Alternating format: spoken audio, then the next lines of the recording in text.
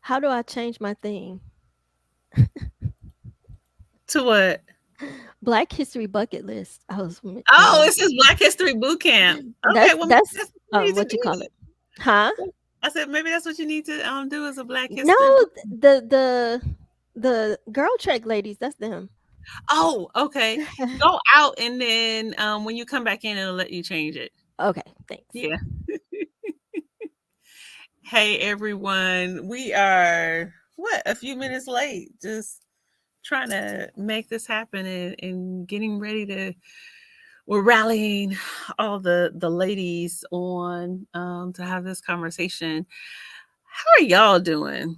It has been a lot. I don't know about you, but I have been overwhelmed with just multiple shootings. I think the shooting in Buffalo like really took me over the edge, and then with the little kids in Texas, that was too much. And then we got another one in Oklahoma with the healthcare provider. And so that was just really making me like, oh, Lord. This Sister Tandi. Hey, Sister Tandi. Good morning. Good morning. And Jamila just, she went to go change her little thing. She was going and coming back. So, Lord have mercy.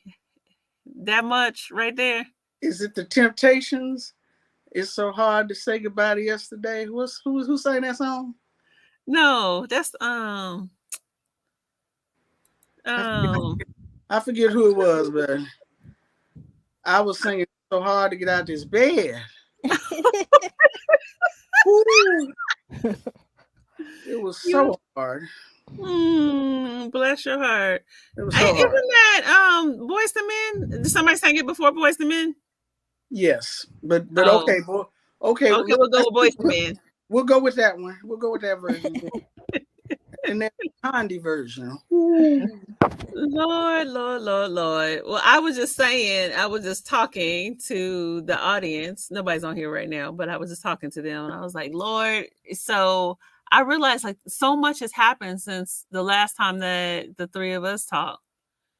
You Oh man. had the Hmm. white supremacists go up there in Buffalo and kill the elders, Yeah. just folks that were I'm minding. assuming I'm assuming the guy in Texas was white supremacist. I haven't really paid that much attention to it because I didn't want to run into the faces of 19 snaggletooth babies, so I kind of just avert my eyes, you know. I No, I just didn't want to see their faces, but I heard something about I caught a snippet of his mama saying, "Well, don't judge," and he had his reasons. I was like, "Really? For mm, real? 19 babies?" So I don't, we know it's possible for people of color to be white supremacists. I don't know why other people not clear on that. We clear on that. But like I said, I haven't really studied to see, quote unquote, what his reasons were. You know? I didn't. I have found myself. I think it was, and I said this to Njamile before. I think it was, recognizing that old black women were murdered just minding their own black business, going to the grocery store, and then the next week, little children being murdered. It just took me over the edge, and so I had been paying more attention to the story in Texas. And it doesn't, I mean, we always know, like you said, that, you can be a white supremacist no matter what you look like. So think about that guy that's over the Proud Boys. I knew he was Cuban wearing them Malekes. I didn't know he was half black.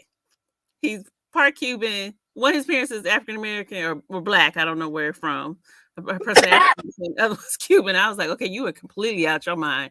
Um, Excuse me. with the guy in Texas, the young, really a boy, because he just had turned 18. Mhm. I I got the impression, and I don't know, but I got the impression that there was something beyond that. That there's some intense mental health issues. I don't know that. Well, see, I was gonna say I don't know that that's at the root, but like Jamile said last time, white supremacy is never off the table. In any way, shape, or form, somewhere it seeps in. Was that the predominant issue, like the boy that went up and killed the people in Buffalo? I don't know that was out front, it sounds like that there's something else. And what makes me even think about that is just, him murdering, well, not murdering, but shooting his grandmother in the face. I'm like, there's a whole other story that is there. That is. And then, of course, I don't know if y'all paid attention to in Oklahoma, where this is a healthcare provider who had done surgery on this man and then was shot. So of course that makes me pretty nervous as a healthcare provider myself. And I'm like, well, damn. So now we're shooting the healthcare providers? That's what we're doing? Okay.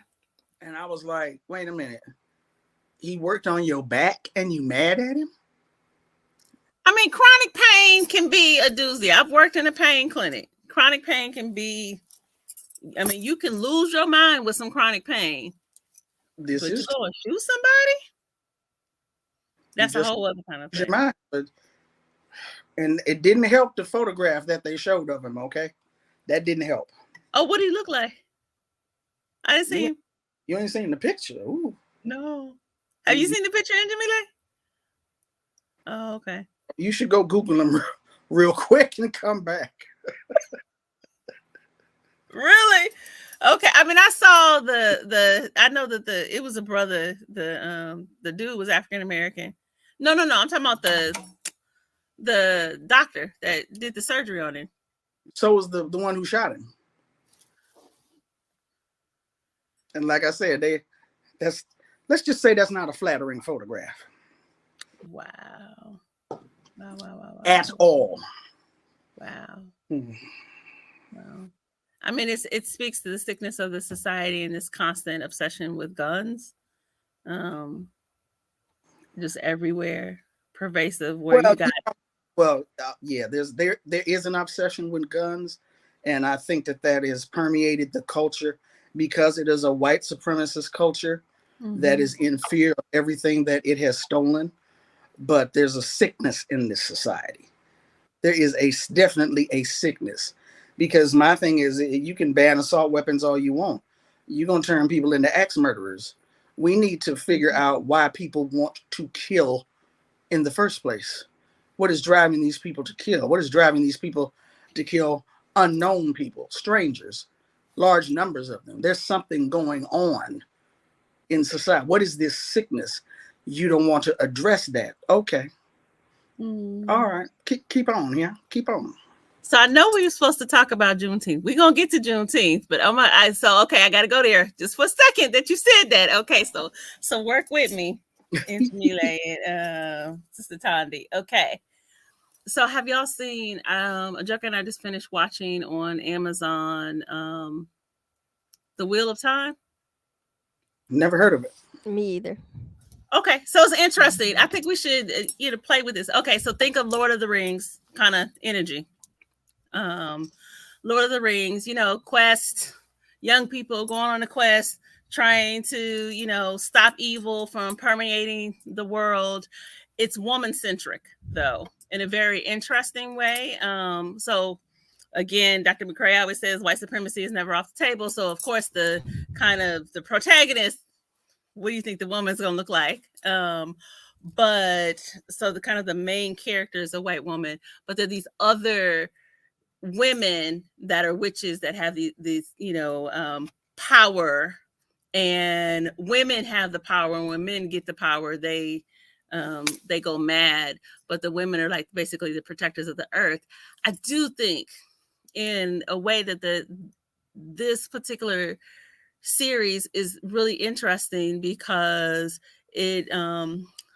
they really do this interesting cross section. So there's Asian women, there's African women of African descent, there's an Indian woman that's in there. So they're really mixing it up, and but it's still grounded in that kind of Lord of the Rings kind of thing. So if you're into that kind of stuff, then it would be interesting. We watched the series and enjoyed it. The thing how it relates to what you were just saying, Thandi, is like what's going on that is in people, regardless of whether it's a gun, it's an axe, it's some acid that you throw on somebody. What's in it where you killing people, just wholesale doing this? And it really reminds me of kind of foundation of this country and the constant nurturing and feeding of hate, of meanness, of propping up anger and instability and propping up evil. And so whether you think of it as, and I'm into fantasy, so whether you think of it as a Voldemort character in the Harry Potter series, if you think about it, anytime where you have kind of like this evil that is brewing and people constantly feed it, I think every single time you have these demons that are in positions to make laws and everything that allow guns to proliferate in the society, that allow criminals to go free depending on what they look like, that do nothing when small children are murdered. I think you feed that negativity. It's like it's feeding on everything that is wrong with this society. And so when you're seeing that people, so there's this interesting thing in the movie, and it's just like, you remember The Ring and Lord of the Rings. Have y'all both seen it? I'm assuming y'all both seen it. Neither one of y'all. Okay, so this I can't talk to y'all. But keep it coming. Keep it coming. But, so basically, there's this whole thing about this ring, and you got to get the ring back, and you got to have this pure heart to be able to carry the ring. And if you put the ring on, then you just lose your mind. And so it's like, the love of money. It's the love of white supremacy. It's the greed of this country keeps feeding evil over and over and over again. And if you think about the children, if you think about them old Black women as this constant sacrifice towards evil, those people that are not psychologically stable, which I think is what was going on with that young boy, it is easy because they don't have no guard up. They don't have no kind of spiritual protection. It is easy for that evil to take hold of them and then use them to feed it even more. I think that's what we are witnessing. Oh, absolutely. Evil being fed. I mean, well, there are those who believe, and I'm part of that crew because sometimes I believe it. I have to be honest, not all the time. But us who believe that we fight not against flesh and blood, but against principalities, right? Mm-hmm. There are those of us who believe that energy undergirds everything, that spirit is what is prime and not matter. So absolutely, evil is a spirit that can take seat, that can take hold. Absolutely. And the same thing with white supremacists in terms of church bombings, church buildings. All they need to see is one person doing it. All they need to see is that one spark, get that idea. It doesn't necessarily have to be a meeting on 4chan or on Reddit or some dark corner of the internet. They already exist. Okay, this went down in Cleveland. This went down in Tulsa. My turn. It doesn't take a lot, unfortunately. Even though I believe that there's coordination. I do believe there have been discussions. There have been meetings. I do believe that has happened. But I say that not to endorse conspiracies, as one of my political teachers told me years ago. White folk don't need no conspiracy. They kill us in the open. So for me, I go back to one of the things that you said when we first started this series. Very first time when we talked about Lovecraft Country. Yes. And you were just talking about just like the killings of Black people, like that's that feeding this.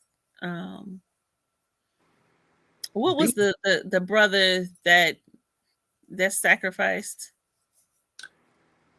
Well, the what now? The main character, the main Chet. Atticus. They called him. Oh, Atticus. Oh, no. Yeah. Okay. So, I mean, you were talking about okay, this is a sacrifice to Ogun every single time that these brothers are being killed in the street by this Ogun energy. And I think it's the same thing. I think it's what we're looking at is the same thing. It's and the reason I say that is like when you look at kind of fantasy, I was telling a joke like this, you can see the mind of a writer. You can see the cultural beliefs of a writer. You can see their spiritual essence when they write the things that they create. And I'm saying you are looking at the way that they see the world, that they understand about this evil, and they will continuously feed it over and over and over again. And they have gotten to the point where they are sacrificing it with our babies. They are sacrificing our babies to feed this energy. So if it's, Sandy Hook and you got to sacrifice little babies, and you have some monster that goes and hunts little kids and opens up cabinets and shoots them, or if you have them in a classroom and another monster comes in and shoots them dead in the face so their parents can't even recognize them anymore. That is demonic energy. There ain't nothing else about that. Demonic. And see, we got the Reverend come in right on the right time. Talk about the demons. How we get rid of these demons, Rev? You got to get them out. How? You got to get them out. How? Well, I think first we got to recognize who the enemy is, because most of the time we want to fight people, but we need to be fighting white supremacy, right? Because that's the root of it.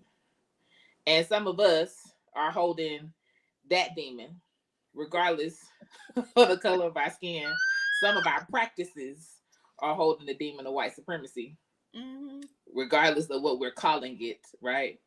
And so I think you got to know the actual enemy to exercise it and be willing to name it, and to name it in your life and in other people, so you can recognize what you're actually fighting.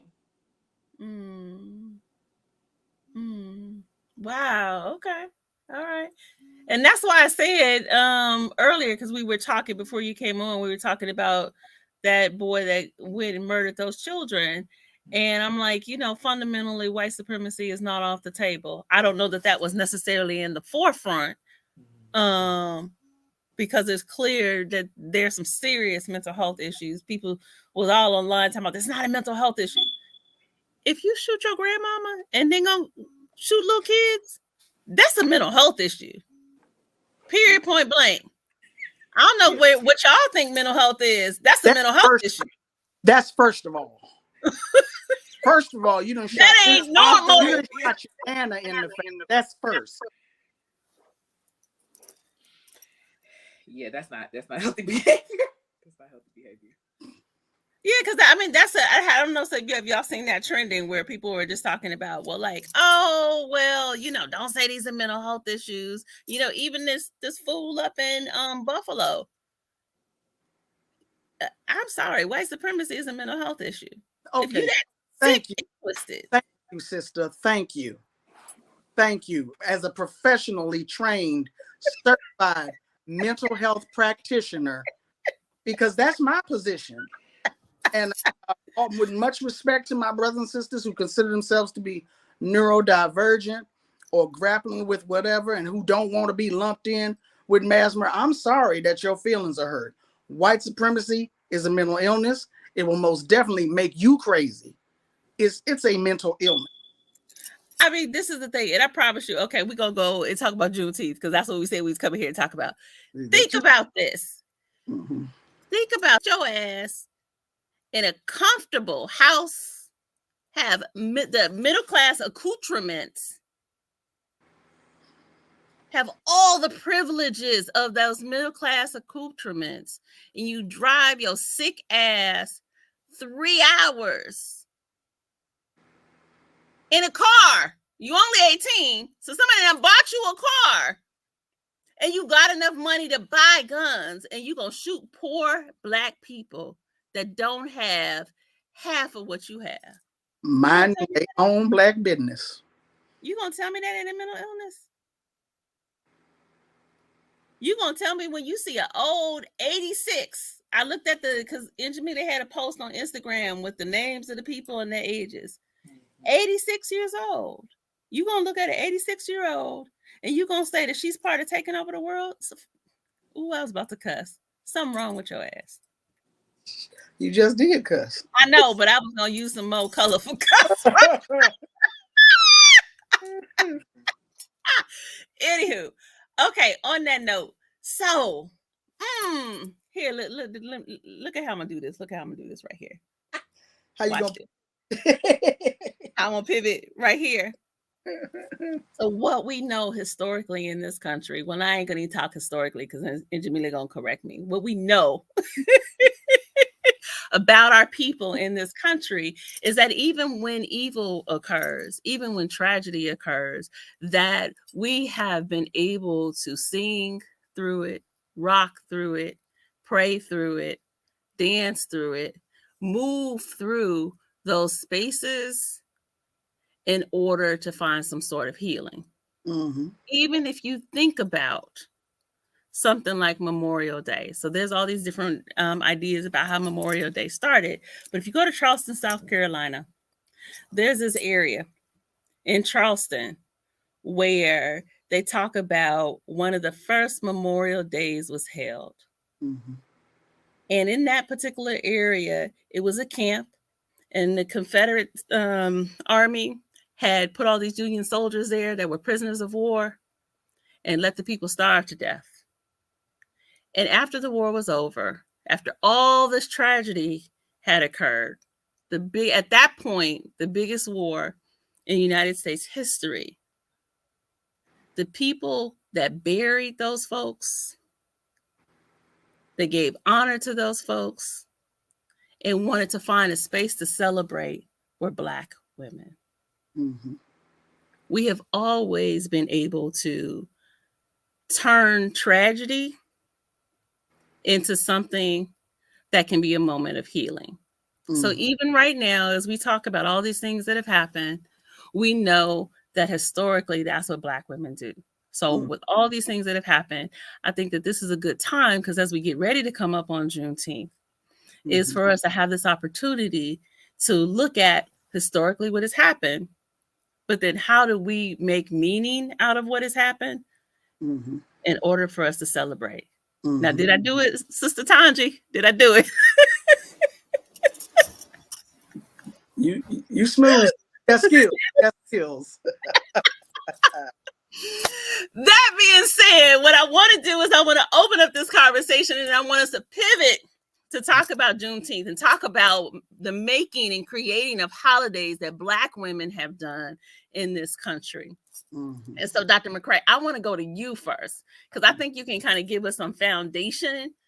And then I want to just open this up to a wider discussion to look at Juneteenth, but then also about the making of holidays and holy days as we have done as Black women.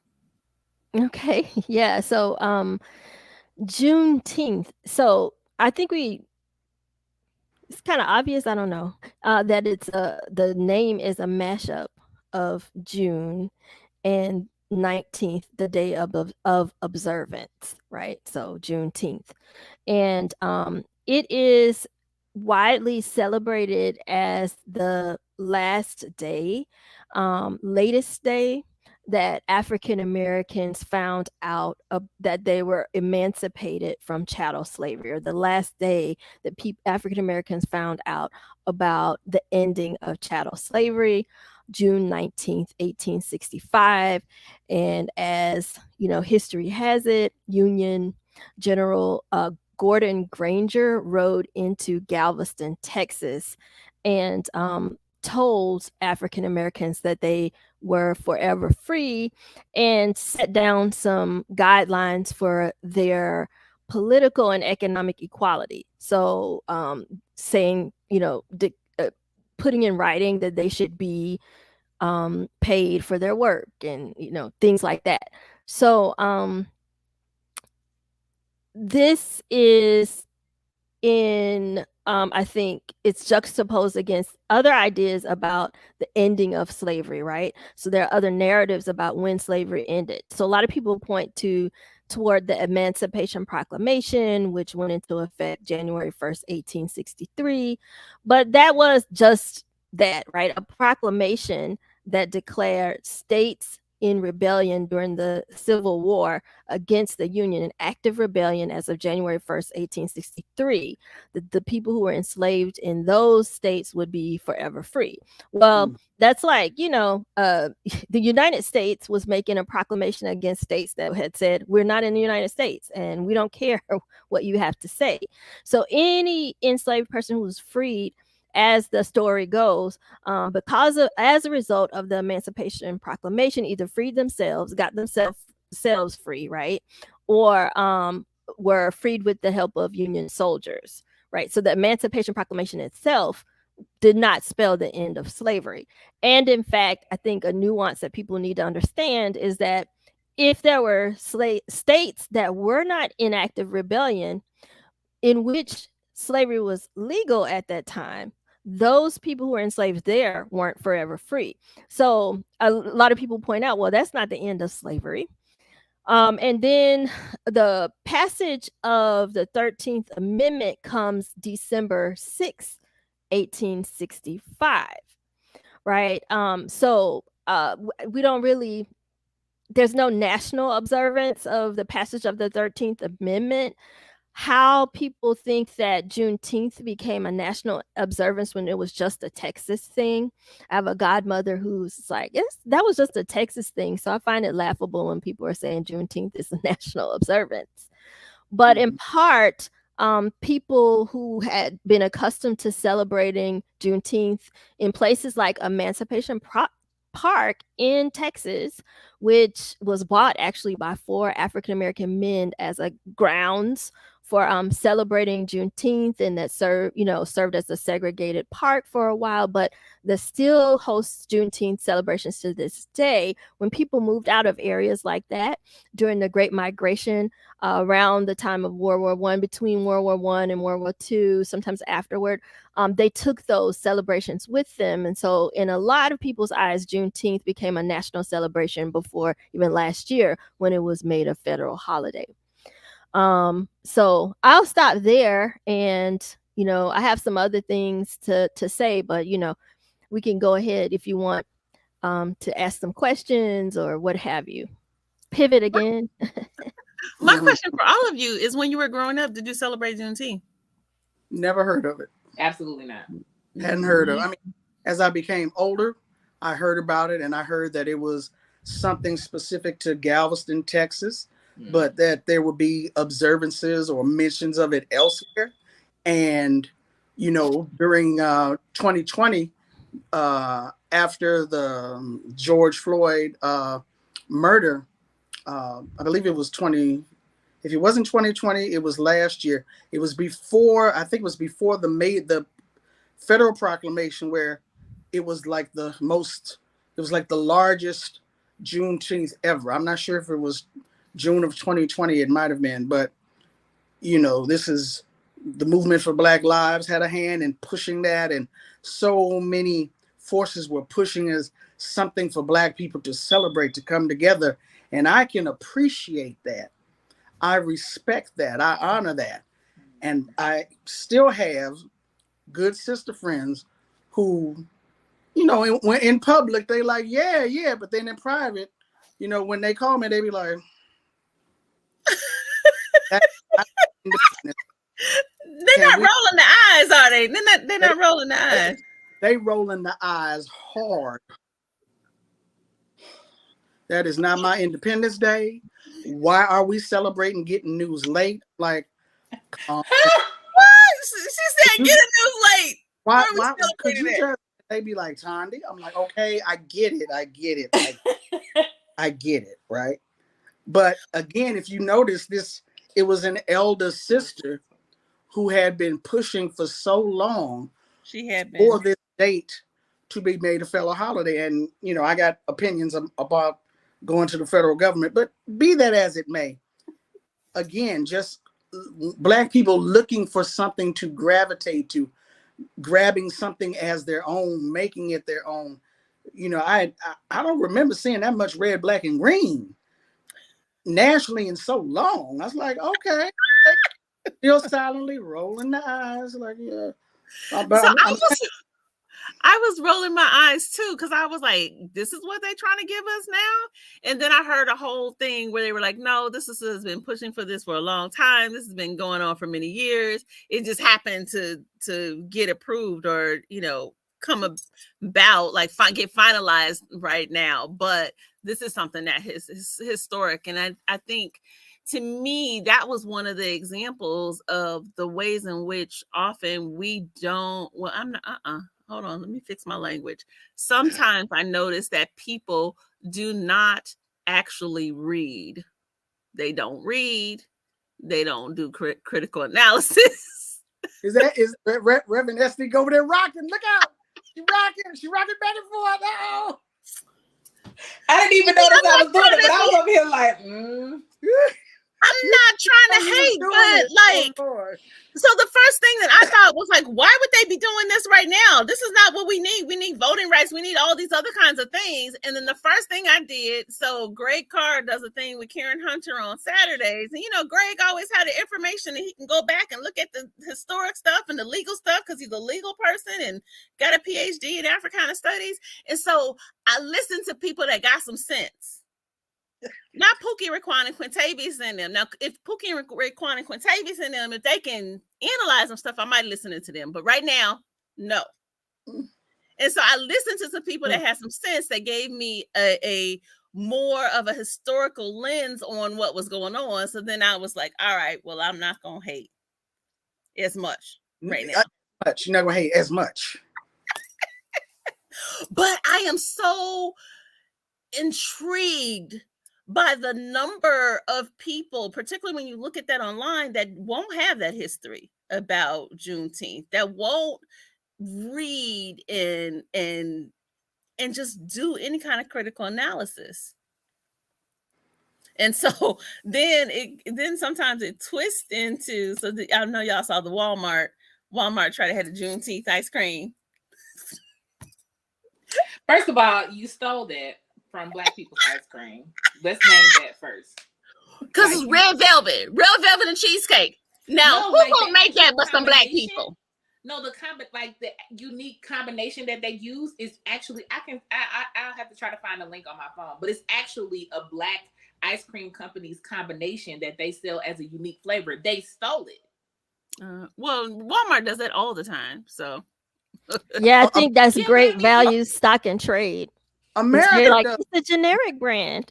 America stole us, so it's in keeping with Juneteenth. I mean, That's what I was like. Are y'all surprised? They were like stealing whole people. So what you think they care about your red velvet cheesecake ice cream recipe? Although I'm not sure if it was a meme, a caricature or not, but they had one version of the Juneteenth ice cream that had Nat Turner on the cover. I was like, I want that. That was fake. I want it though. I want it. Yeah, no, I saw people doing that. They did that afterwards. Okay. Yeah, so I was like, I will buy that one. Yes, I will. And it was also somebody that had like some napkins that was like, it's the freedom for me.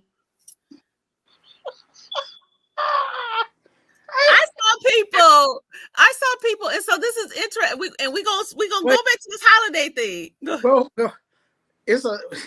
we just talked about Black women's intellectual theft last time. Correct. We'll talk about co-optation on when we come back this fall. It's the freedom for me, said an African American person. Never. Hey, Nosabella saying hi.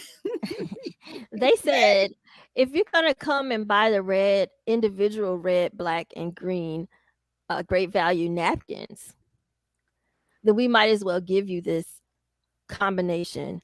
It's the freedom for me napkin, because they say it's the same thing. Oh Lord. No, but are you serious? Are you joking? No, yeah, I'm joking, because I'm just like. Capitalism is undefeated, because it's still going a lot. Like, where are we going to a Black-owned business to buy our red, black, and green Juneteenth napkins for the celebration? No, we still gonna be up in Walmart. I have never bought red, black, and green napkins, but and Jamila is the one that taught me this. This is how you create holidays. before all this foolishness happened. So what Njamile taught me is at Halloween you buy your black napkins, and then during the Christmas holidays on sale You buy your green the napkins. No, you got to say it right, Dr. Ifetayo. You have to tell the people right. It's after when it's on sale. You don't go when it's on sale for $1 after Halloween, after Christmas. Then you go get the black and the red and the green. Yes, I did say that. And then that's how I know I'll still be in Walmart. You save it for the next year, and then now you have your red, black, and green. So that is what I'm talking about in terms of Black women and how we create holidays. Because like when our kids were growing up, we didn't have all of this stuff. I remember one time she went and they had little Kwanzaa shirts at Walmart. Yes, we did buy some Kwanzaa shirts at Walmart. She went and bought the shirt. That's because Brother Ayatoro did not have them. We bought the dashikis from Brother Ayatoro, okay, from Mutana. But since he didn't have the t-shirts, we had to buy the t-shirts, Kwanzaa t-shirts from Walmart. After Kwanzaa, though, they were for the next year because they were on sale. Oh, Lord. And it was like $5. And so, of course, then the kids wore them shirts for years and years and years. The sleeves was all up to here because it was long sleeve. It was winter. So it's like long sleeve shirts. And, you know, they was wearing them. And then they got to like little half shirts. Oh, Lord. Yes, being frugal. But that's how you create. I mean, so for me, getting back to this idea of creating holidays with things that are specifically Black, we just figured out with our children, how do we create this so they could have this? Focusing on stuff that's on sale and like putting things together, because it wasn't no like Juneteenth ice cream when we was growing up. I wouldn't have bought it, but well, you know, interestingly enough, and you know, I'm out here in Los Angeles, so the stories that we've been able to unearth is that Kwanzaa came about because it was a daughter of one of the original members of the US organization who said, how come Black people don't have their own holiday? Now, this is a child, mind you, not an adult who has had the opportunity to study and digest history. This is a child who said, well, how come we don't have our own holiday? We should have our own holiday. And a sister by the name of Kicheko Davis, one of the original members of the US organization, she tells the story that the adults was like, okay, that's a good idea. I guess we got a task now. And so people set about researching various celebrations from the continent and came together to put together Kwanzaa. But it was based upon a child's prompting. So that's one thing. The other thing is that I notice, well, what we look at when we're talking about Black women and the creation of these celebrations, I think that going back to that unseen spiritual hand, we're talking about the work that priests do. And I'm using the non-gendered language, not priestesses. But we know that women outnumber men in terms of being priests in our spiritual traditions, and the act of memorializing we're talking about ritual, actually. It's a form of ritual. It's a form of collective ritual as well as personal individual ritual. And that's priest work. And so I can see women leading the charge to do this collectively on our behalf, something that needs to be done for Black people. Oh, that's an interesting story. And you and I talk behind the scenes because our research overlaps, Thandi. Mm-hmm. And you know what? I saw it maybe similarly, but also a bit different from, I guess, my own perspective. Because I said that's women's work. And not because I saw them as, saw it as priest work, but I saw it as the work that the women did to and led. I should be very specific. The kind of work that the women led that was about, as one particular scholar says, living for the revolution. We talk about a lot dying for the revolution and how willing we are to die for the revolution. But women in particular made the point that we have to live for the revolution, right? In particular, because we're bringing lives into the world. And so Dr. Ifetayo was very good friends with us organization members, former us organization members, Queen Nzinga Haru, and Queen Nzinga Haru introduced us to her sister Subira Kifano. Mm-hmm. And when I got to talk to Subira Kifano, she tells a similar story, about the people's, right, the constituents' central process in envisioning and making Kwanzaa and proliferating it. But the story she tells us about how women were central to doing the daily work of making sure that the children had a place, right? Yeah. The children had a place to learn the values, to learn to practice the values, right? And so I thought of it as that perennial work, and in particular leadership, that women exhibited to make sure that the values were passed on to the children and that the children had a space to be and to thrive. Mm-hmm.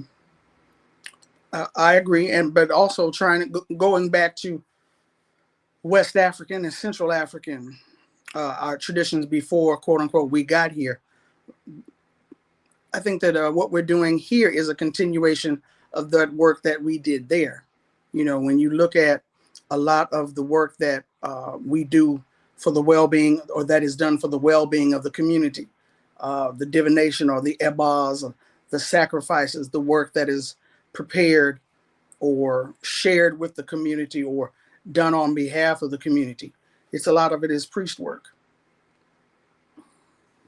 I second that, because as a person who lives that life, even now, we're in the midst of ancestral celebration in Oyotunji village, and there's work that we do and name on behalf of children of the diaspora.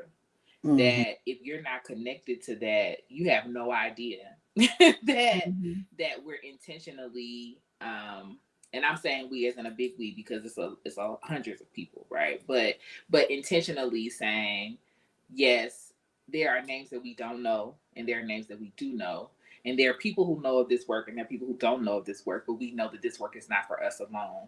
It's for us collectively and for our collective ancestors. But I also think, which is how I enter into Juneteenth, I also think that extends to the Christian tradition, because for me in the South, there was no us organization. there were no Black Panthers. Like we did not have spaces that permitted that kind of structure, which is why we don't see it, right?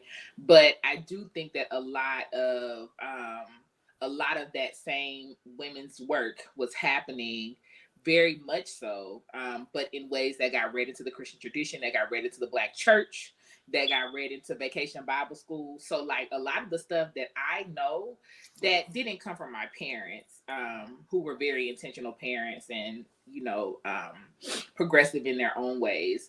But the things that I didn't know, that I didn't get from my parents, I literally got from Vacation Bible School. That's not about what we can think about in the traditional ways around, like, you know, Christian teachings, but that was stuff around Black history and the stuff that we did around Black, even in school, right? Like when I was in high school, I was the president of the Black History and Culture Club, which was a whole thing. Like, shout out to Miss Danley, who was our history teacher, but who was dead serious about knowing, like, the understanding what happened to get Black colleges, knowing the history around sharecropping and the nuances of what was happening in Georgia. Like, these were the kinds of things that were happening in ways that helped us to do this kind of celebration, creating and meaning making. You know, Black History and Culture Club, like, February was serious. We'd be walking around high school with African clothes and all kind of stuff, having fashion shows, and it was you know what I'm saying? It was real, and it would shift the culture of this public school for that month. And so I think those kinds of places where Black women have created celebration, you know, have to be named as well, out, you know, even though it's not necessarily in an organizational structure in the same way. Mm-hmm.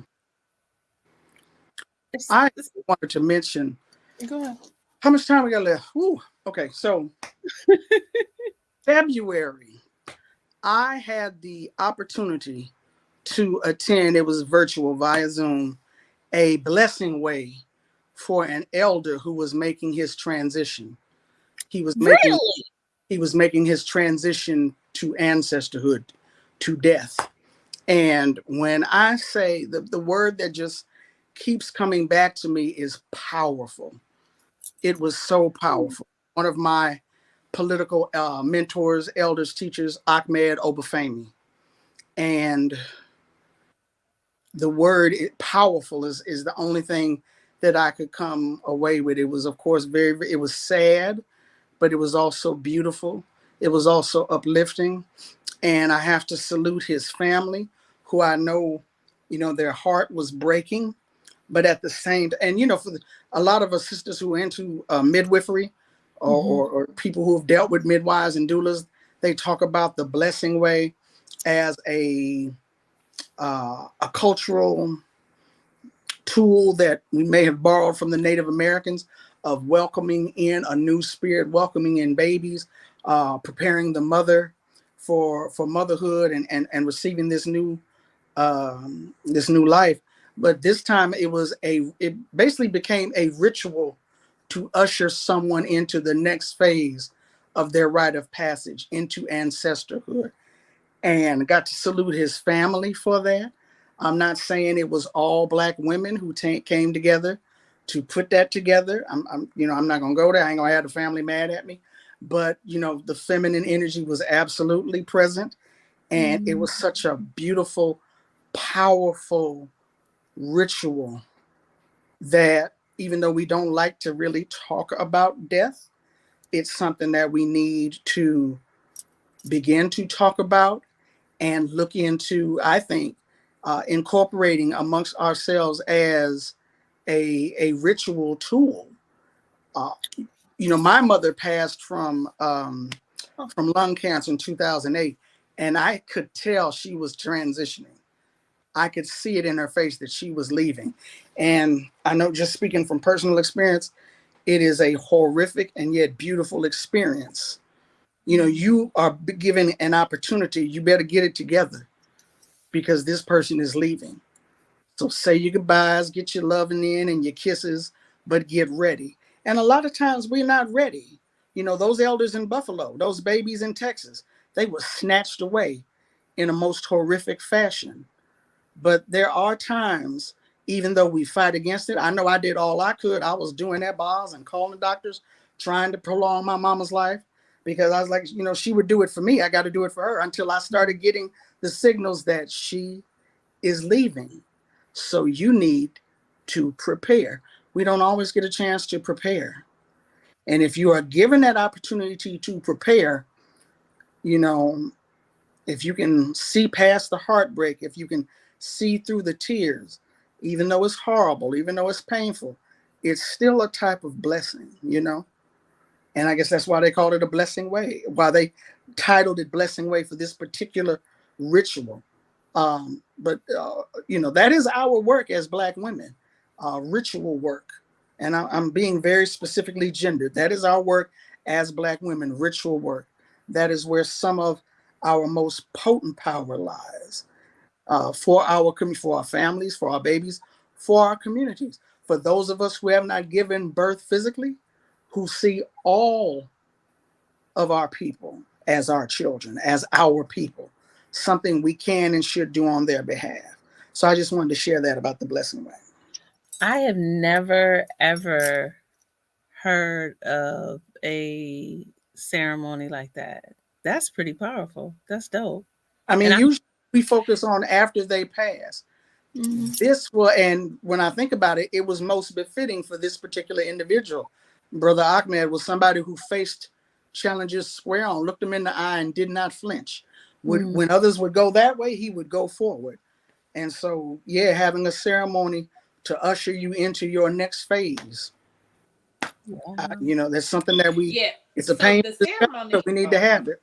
Yeah, the ceremony itself is kind of, I don't want to say common, but I mean, that's some of the work that I do as a death doula. Absolutely. It's the I whole didn't know space. that. Wait, you a Yeah. deaf doula too? So we gotta add that too. You a queer sexologist. You a reverend. I do Olokun. ancestral ritual work. Okay, well, That's a I whole wasn't other going. conversation. I wasn't going to list all of her jobs, but I Right. wanted to say earlier when you talked about Oyatunji, when we talk about Oya, that is seen as a female deity. It's ritual work. Wow. But anyway, go ahead. Yeah, Estee, what I was go ahead.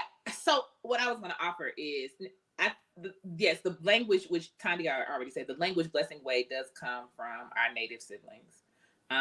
But in the ways that I know it, there are several ancient rites of passage that rituals for transitioning, but the way that I work is generally customized to who the person is and what they need and what the family needs and what, things may be appropriate for that person's spirit. But I do think that too, which is why I wanted to jump in. I do think that too is a way that Black women have historically been known to celebrate. Because if we think about, at least certainly in my experiences in the South, there's a way that the church women will always be the ones to come to gather to insert. Because in my experience, a lot of folks die at home, right? So even when we think about these transitions into life and out of life, it's the women who come and who are bringing food and cooking chicken and creating structure, and then they might call the pastor like, okay, it's time to come give Holy Communion because this person's transition is near. But that too is the way that I think we don't always name. That is a celebration of sorts where we will invite even the community in certain ways. I've seen it happen where in the South, if somebody's dying and it's at so-and-so's house, then we're going to have a 4th of July cookout there so that everybody can go in and see Big Mama before it's too late. That's celebration. Mm-hmm. It reminds me. Oh, go ahead, Angelina. Go. I was just gonna insert that I did just post a short good read about Juneteenth on the Facebook chat, and the author Annette Gordon Reed talks about these traditions within Juneteenth, right? And one of the I guess themes, I picked out some themes that are common when people celebrate Juneteenth, and one was togetherness, right? And she talks about Juneteenth as a kind of version of a family reunion, but she points out and she talks about the food ways, right? And I got it wrong in a talk, Estee, that I gave last year about Juneteenth, where you talked about the pig, sitting up and roasting the pig. And you said the 4th of July. I don't know why I remembered that you said Juneteenth, but you were talking about the 4th of July, right? Right. So in that vein, Annette Gordon Reed, I put what you were saying together with what Annette Gordon Reed was saying about they do goat. She talks about some people doing goats. Her family does tamales. But these intensive preparations for these celebrations, these holidays and things like that, she remembers and interprets as time together with family. And I think that's what you're saying, Estee. And she said, then when she was little and they were doing this, she didn't realize that the time we had with family members is so fragile and so fleeting. But she's glad that these holidays bring us together like you're talking about. So we cook together, we might go to a certain person's house and eat together, in particular go there intentionally to spend time with them in their last days, right? If we know that it's their last days, or we may not know, but we were glad we saw cousin Pookie. And who else did you talk about that you slandered because you said you didn't listen to them? Pookie and Ray Ray and Daquan. I said well, I'm happy. Raekwon and Quintavious in it. Yes, No, Isabella, if happy. she listening, she gonna get mad because I said Pookie. She don't like it. Because Pookie is her literal cousin. Yes. So but we happy. We glad we spend time during these holiday celebrations with them because it's we don't have forever in this plane together. And I just wanted to point that out. Thank you for bringing that up, Estee. I just wanted to point out that I was thinking the word slander, but you actually said it out loud. So. That's what she did. That's what she did. Cause actually like really did. my mama and people in my family call me Bay when I was growing up. So Bay can also have an intellectual reading of the Juneteenth holiday. And my dad's name, they call him Bebe. So I am a literal Bebe's kid. Anywho, you see how these sisters don't have your back. Okay. Did you just But- really say anywho and just dismiss that? Okay. Just checking. Yes. Yes, I did. Yes, ma'am. All right. I think about growing up in Los Angeles and going to my grandmother's house, and I didn't understand this as a little kid. But my grandmother, because she's part of the church ministry, I don't know what ministry this was. They were Methodist. Estee, you could probably tell me, maybe guesstimate. Probably a missionary. She was probably part of the missionary society. My grandma was always going to old ladies' houses and cooking for them and preparing for them, and they would be people that were transitioning. She was always doing that. And then you be all like salty because she make this like fantabulous food in the kitchen and you don't get none because she done took it over to somebody. In fact, you better not touch it. Better not touch it. You better not open that pot. Better not. And this person about to transition and we can't get no food. Because you're going to get food on the 4th, okay? This is not repast food. You can't have none. Yes. You can't have none. You was going to the repast. Don't be greedy. Because my colleague was like, if your family, my grandmother just transitioned this morning, right? And so I know my family and the family's about to get together because it's we support each other and we're together. We're in these moments. Not to say that my family is perfect, but this is something, a tradition. Your for real grandma? My for real grandmother, yes. Passed this morning? Yes, she transitioned this morning, but she's been in transition for a while. She's 94 years old.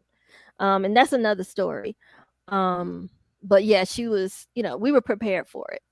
And she lived a long life and, very, very, very left a lot behind for us in terms of her, legacy, richness of a cultural legacy and a close family and things like that. Yeah, but when I told one of my colleagues, one of the first things she said was, boy, I know it's going to be a lot of ribs and bread pudding going on. And I was just like, absolutely. I'm going to get ready so I can go. Ham. Well, they're not going to have ham? No, I mean, no, that's not going to be the first thing on their mind. Barbecue going to be the first thing on their mind. Oh, yeah, you come from barbecue people. I come from barbecue country, yeah. Yeah. Okay. Somebody might buy ham or something. Barbecue potato salad, yes. But you ain't barbecue, yes. Salad because you don't like it. What kind of potato salad y'all have? Y'all have yellow potato salad or white potato salad? It's white. Okay, there. Normal potato salad. Normal potato salad. Normal. Yes. Yeah, normal. It's and white. Pound, there's gonna be all kinds of different versions of pound cake. Yes. I was just about to say it's gonna be caramel cake. It's gonna be pound cake. It's gonna It's my grandmother with icing. Yeah. Yes, because my grandmother was a dessert maven, so we will do this in remembrance of her. And it's holy. Wow. But look at that. Okay, so me and Toddy from Los Angeles, the two of y'all from the South, from Alabama and Georgia, and look how you start talking about food. And we all have like kind of this cultural memory of Black food ways and kind of identify like similar stuff and like, because we migrated to LA from the South with an S. South. Yeah. And I mean, but I think that there's something really powerful about these Black food ways that we have that are similar, that get passed down, that talk about our connections with creating family, with creating holidays, with celebrations. And I think that there's something important for us to be able to talk about that in a very positive way, because when people talk about Black food ways, they talk about dysfunctional things and they pathologize our food. But there's also something that is very connected. So look, I asked her what color the potato salad is. She said white. The two of y'all down there rolled your eyes, because y'all do that on nasty yellow potato salad. Oh no, I was saying white. Okay. So you normal. Okay, so that was just Thandie. Something wrong with her. You my sister. I love you. I was saying white. I love you. You my. It's well, actually, it's white in Alabama. It's yellow here. That's really the truth. But it's yellow in Georgia. People are from Alabama, so that's really what I was thinking about when she was talking. Because my grandmother, who transitioned in 2016, was the potato salad maven.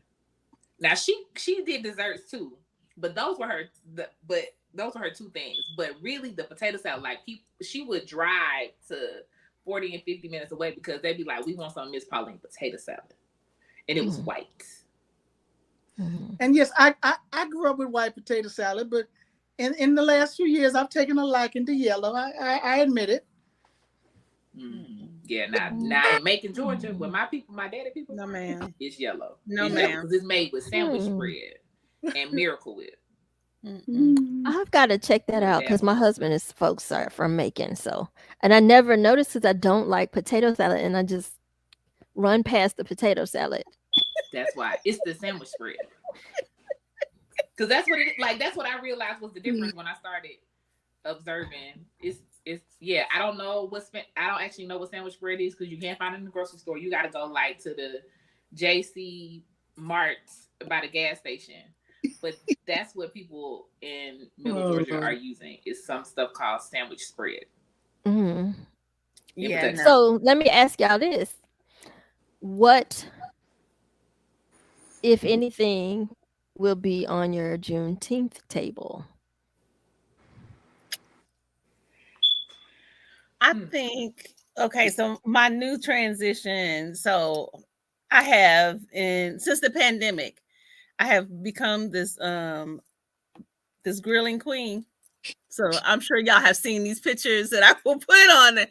So something, I don't know what, it will probably be some salmon. Something will be on the grill because I have finally perfected it. I can put that thing on there. You got your nice little grill marks. Feeling good. It'll be some salmon. It's funny you asked that and you mentioned the grill too, what both of you are saying. Because what I was thinking about as my closing note, for me, I got introduced to Juneteenth through the celebrations in Atlanta. That was really where I got acclimated with it. And so my association with Juneteenth is like a festival feel because culturally, that's how I was brought into. I had heard of it, but from a historical perspective, not from a celebratory perspective. And so I think of Juneteenth and I want to be outside in the sun eating cookout food. So that's definitely my association. So because I think about, in my family, we were sharecroppers. And so the association I have with having to tend to the land and be on the land is that we always named that by celebrating, by being outside, by throwing hot fish in grease outside. That's when you're really frying, because if you can fry it in the house, it's not a real celebration. Because you need to have enough fish that you need to actually have a fish fryer outside so don't nobody get burned. If you can cook all the fish in the kitchen, it's not a real fish fry. It's a gathering. It's a celebration with fish. It's dinner. Anybody? I see it. You not, because you're that's exactly what I believe. Yeah. So that's what I think of when I think Juneteenth. So I'm probably some fried fish. That's pretty cool. So Juneteenth was something I started celebrating in Atlanta too, and I guess it's with the Juneteenth Atlanta coalition, right? And it became the next big celebration after Malcolm X Day.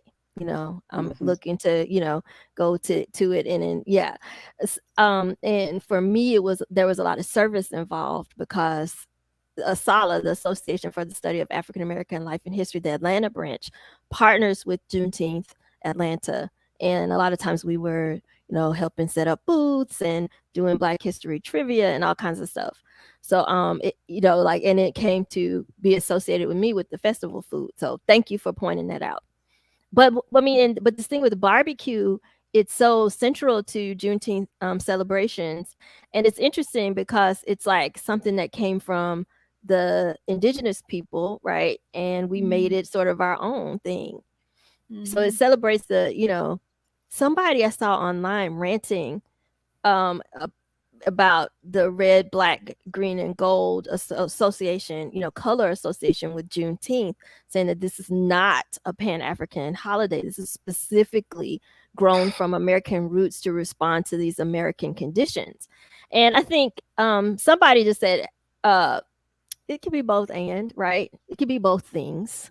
And I think it is. And it's important not to lose sight of the fact that it is both very American, a response to very American conditions, but it's also Pan-African.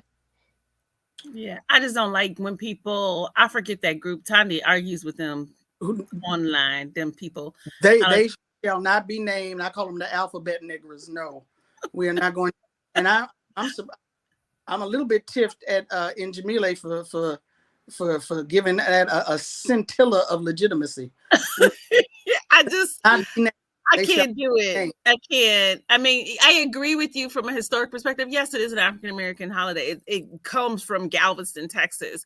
I just don't like when people do all that. Well, this is ours and you're not from this country and all that stuff. That's again, white supremacy always on the table. That's the rooting in white supremacy. Mental illness right there. Right there. I can't do with that. I can't do with that. Now, here's the thing. This is a whole other conversation. The thing is with the whole barbecue thing. So definitely I can associate barbecue, something red, maybe some red velvet cake, with the holiday. But barbecuing is something that's very brand new to me because when I grew up, no, I ate barbecue, but I said I was barbecuing. When I grew up, you know who barbecued? That's a man's job.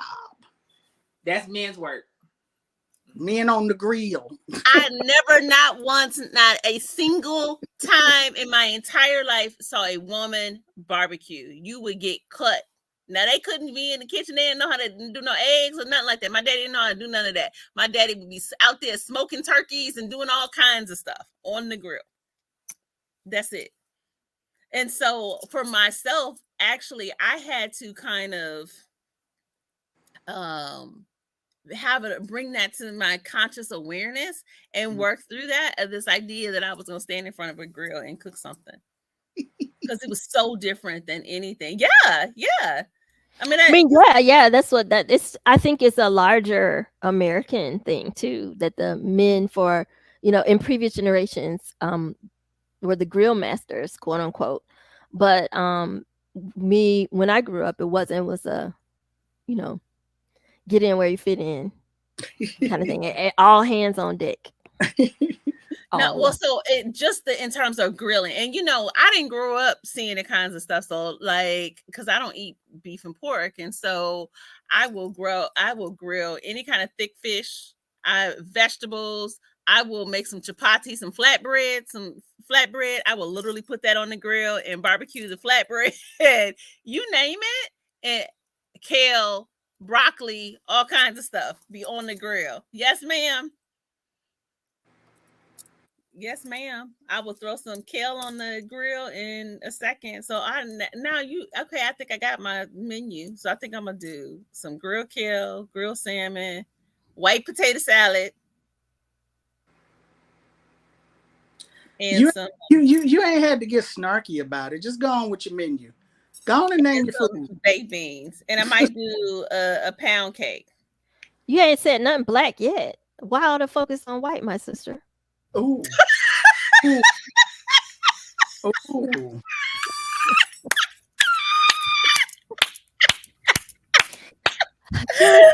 JK. That's hilarious. You got me with that.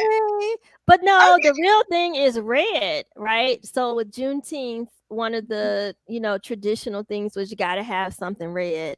Red velvet cake, red drink. You got to have something red. So anybody got something red to symbolize the blood, the suffering, and the overcoming?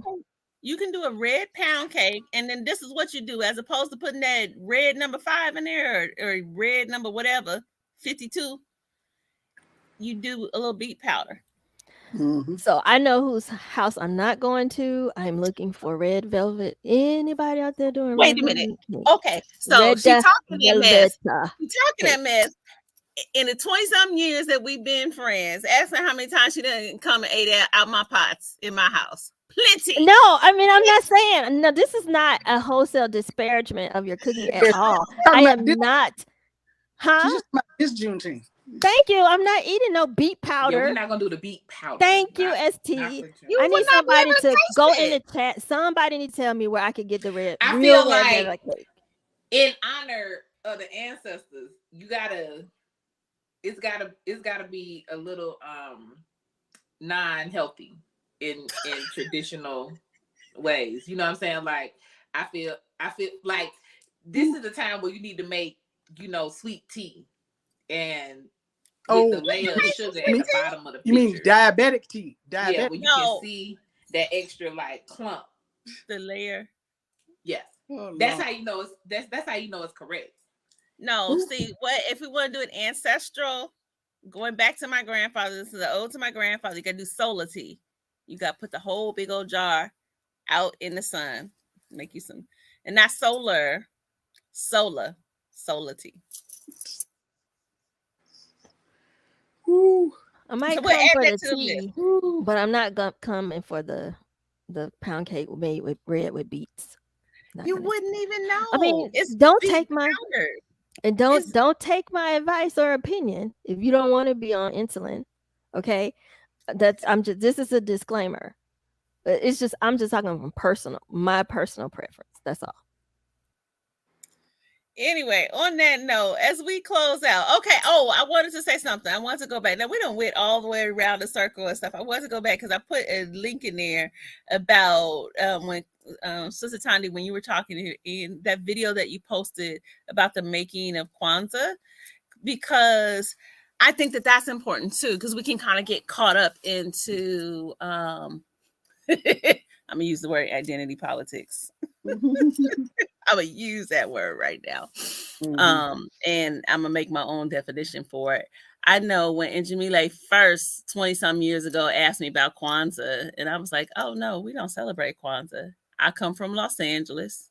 I come from parents that were involved in the movement on the Black Panther side of the movement. And if you say anything about my dad, say ain't no such thing as Malana. He called him wrong. Well, he says unnice words that I can't say. But the nicest that he can say is Ron Karenga. And he gets very angry when talking about him. So we didn't do anything around Kwanzaa at all. And when I look back at some of my Facebook friends that are still from Los Angeles and have gone to Cal State Long Beach, they still have the same level of hostility. And so my association with Kwanzaa has always been Ron Karenga, Dr. Karenga, his history, which we all know of torturing Black women that people seem to easily gloss over. And so then that creates kind of this hostility towards, well, for me, it created a hostility towards Kwanzaa because I was infused with that from my dad. And then just knowing the ways in which that he has mistreated and harmed Black women. And so then meeting Njamile helped me kind of understand like a more broader perspective. And so Tandi, even when you posted that video last year, it was helpful to see Kwanzaa as something that is beyond just Ron Karenga. He is the main person that gets associated with it, but we know that there are other people. Am I losing people? Okay. Other people. I mean, we got a child that is the one that came up with the idea, and then we know that all these other people are the ones that were actually working on the creation of the holiday, and that helps me to feel better about it and not focus on this individual person. And I think that that's something that we need to keep in mind when we think about holidays. Yeah, just from my personal experience, the research that I've done, this is not an attempt to quote unquote rehabilitate or sanitize Kwanzaa. It's really an attempt to find the truth. And so, I'm glad that you've been able to, quote unquote, move past, because for some people, they don't care who came up with it. It's associated with him, and they ain't gonna have nothing to do with it. And I understand. I get it. But yeah. Got it. See, that's why you gotta have a historian. So I knew this, but Dr. McCray says the term identity politics was coined by the Combahee River Collective and has been twisted. Woo, don't engineer. She'll set you straight. The historian will always set you straight. Right. Okay. Close out comments. We went way over time. We had an hour and 20 minutes. What are your closeout comments? What should, and whether it be Juneteenth or other holidays, which I think is important, what should we consider as we create new spaces for us to celebrate? What should we consider? Food, and that you should have white potato salad. But what? Foodways, I would think. I was going to say foodways and our traditions. Those are places and times for us to celebrate our traditions, our culture. There are times to focus on what true freedom and liberation means, and to put that, put our ideas and beliefs about that in the world, reinforce them. There are times of togetherness and times to celebrate our creativity. Yeah. And I think that going forward, we should look, when I was a kid growing up in LA, I loved the 4th of July because my mom and my daddy was home from work. We got to eat good. It was fireworks. I wasn't thinking about no Statue of Liberty. I wasn't thinking about no Patrick. I wasn't thinking about none of that stuff.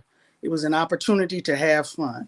And I think that going forward, we need to take advantage of any opportunity where we can come together as Black folks, be in communion, be in a communal space, and have fun.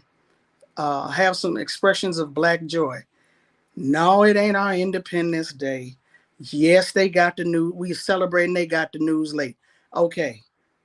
Juneteenth and moving forward, when we can come together, I think that we should take that opportunity to come together, and in the wake of these most recent white supremacist tragedies, protect ourselves.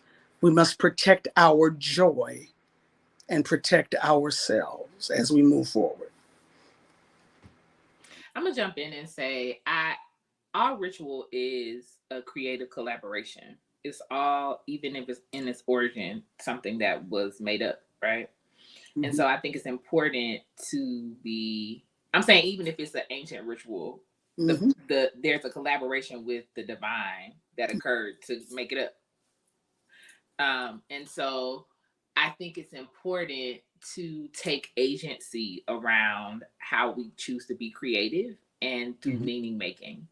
And that can be as elaborate, or it can be as intentional, or it can be as organic as fits your context, your family, your folks. And so I think taking the agency around that is what's important when it comes to celebration. Because for me, Juneteenth is very meaningful now. That isn't true for my own lineage. But it is very meaningful for me. And so doing that meaning making and however I choose to be creative, I think is the kind of agency we should all be doing. And I think that agency really is ancestral. So who cares what they're doing at the White House? If it's meaningful to me, then let that meaning be powerful and create the ritual that honors that meaning for you. Ashe? I like what each of you said. I'm thinking, I'm always, like Jamila, I'm always going to talk about Black foodways and the importance of maintaining our Black foodways and not pathologizing our food. There are certainly things that people can do that are unhealthy, but the foundation of our food, I think, is important, and we need to honor and respect that. And And just also like what you said, Thandi, about being intentional about taking time to celebrate, to be with family, to eat together, to go see fireworks or whatever it is. And it doesn't have to mean that you're necessarily celebrating the 4th of July. Every year we get together and we on Thanksgiving, and part of my ancestry is First Nations, and I recognize the problems with that holiday. At the same time, we get together, we talk about things. We have not been as consistent. One of the things that Njamile introduced to our daughters is the idea of going and making an offering for the people of this land, the indigenous folks, around that time. I do think that it's important for us to make time to live, like Njamile said earlier, because we can talk about dying for the revolution, and we have to live. We have to create those spaces of Black joy, and whether that be that we create a holiday, or we adapt a holiday, or if we have these federal holidays that are times for us to connect with family, it's very, very important, because I think in our younger years, 20 some years ago, we'd be all revolutionary. Oh, that's the system. We ain't celebrating that. And you just get so set on protest and going against the system that you miss, like, if nothing else, it's a time to sit with the other people in your family, to sit at the feet of your elders, to listen, to play taboo and watch Njamile mush somebody in the head when they get the thing. We had that one time. I mean, just to laugh and just to have fun. And I think that those things are important. Absolutely. Got to have some fun. I forgot to mention, it was my father would drive me to go get the fireworks. I didn't find out until I was grown that fireworks are illegal in LA. I was like, but my dad is setting it off in the driveway. I thought that was hilarious. My dad is in the law for his baby girl. I love that. I love that. That is hilarious. I want to take a little bit of a privilege. She wouldn't let, if she knew I was going to do this, she wouldn't let me. Okay, so let me say this. We're going to take off a couple of months. We'll be back, in August? So we're taking off July. Are we coming back in August, or are we coming back in September? One of them two. So we'll be off. We'll figure it out. Yeah, we'll figure it out, and then we'll be back. We'll let you know how we feel. Yeah, when the kids come back, we'll be back. You know, when we'll be back and talking to y'all. I would love to know if you have ideas or that you subjects or topics that you want us to talk about. So put those in the chat. But what we do know is one of my good friends for over 20 years now has experienced a transition, her grandmother transitioning to the realm of the ancestors this morning. And so I thank you for coming and still participating. But I think just as sisters that we need to just acknowledge that for a second. Absolutely. And so if I can pull on Sister Estee. So let's just do a little prayer. Oh, I should. And how about we do this as a round robin? I'll go last now. Go ahead. Okay. So I'll start. I'll pass it to you, Sister Thandi, and then I'm going to pass it to Estee. So we can just do a prayer for our sister Njamile. Okay. What was your grandmother's name, Njamile? Leola Lyles Blevins.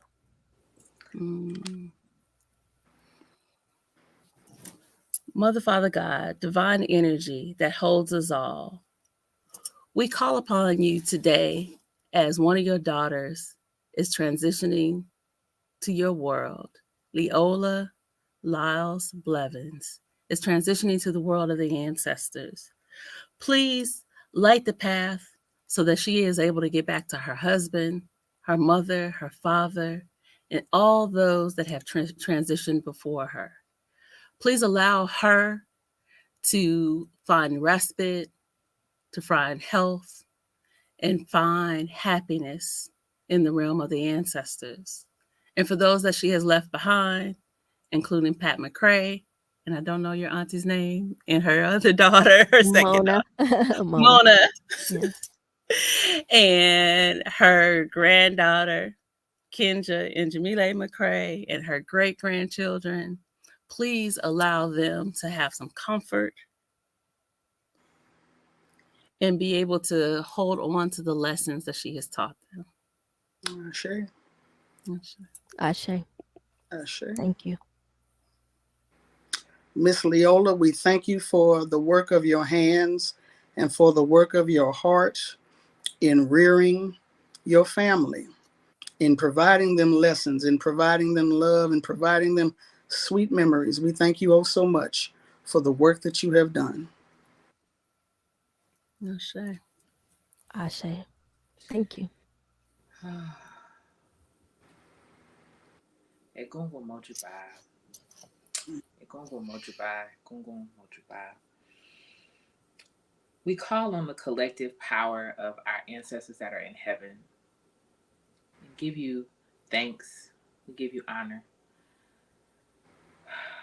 We call on our Egungun, our personal Egungun. Egungun, we call on you asking that you would arise to hear our prayers today on behalf of Miss Leola Lyles Blevins, her children, her grandchildren, her great-grandchildren, and her great-great-grandchildren. We ask that all of the Egungun of Kenja McCray and Jamile, as we lovingly know her, on her father's side and her mother's side, will stand up to support her specifically in this time of transition, because she herself loved her grandmother and knows the power that her grandmother endowed her with to be a historian specifically, to fill that role for the family legacy, to fill that role for her lineage, and to fill that role for her destiny. May her own needs not be lost in the midst of the greater needs and in the larger family needs and the needs of her parents and their generation, or the needs of her children and their generation. We pray for our sister today because she was loved dearly and adored and surrounded by her grandmother. Miss Leola, we thank you. We thank you. We call on Bobo Egungun. We call on all of the ancestors to come and support your spirit in rising, to support your spirit in progressing with ease. We know the work that you did on this side has already paved a path for you to go to the ancestral realm, that you may walk that path as quickly as your spirit desires, and that you may plant your feet firmly on the other side to do the work that is yours to do in the spirit realm when it is your time to do so. At this time, we ask that you rest. At this time, we ask that you rise. At this time, we ask that you receive our gratitude. Our gratitude, our gratitude. Receive our gratitude that it may elevate your spirit, that you may know, well done is the word for your life. Well done is the word for your work. Well done is the word for your time. Well done is the word for your love of your children. Well done is the intention of you to live into the fullness of your destiny, and it is so. It is done. It is complete, and we honor it. Ashe, Ashe, Ashe, Ashe.